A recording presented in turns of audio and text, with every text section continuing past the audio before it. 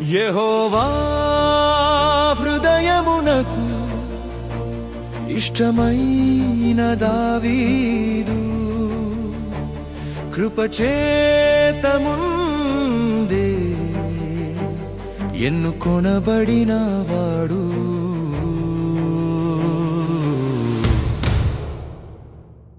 యుద్ధములలోను పాపములోను కృపను పొందిన విశ్వాస యోధుడు దావీదు.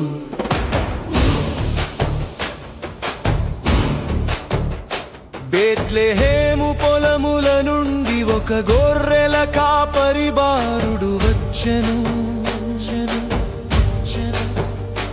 స్తుతి వీణ చేతిలో విశ్వాసం కన్నుల్లో దేవుని పిలుపే అతని బలం. ధైర్యంతో గోల్యాతును ఎదుర్కొని దైవిక శక్తితో విజయం పొందెను. బలహీనతలోను బలములోను హృదయం దేవునితో ఏకమై ఉల్లసించెను.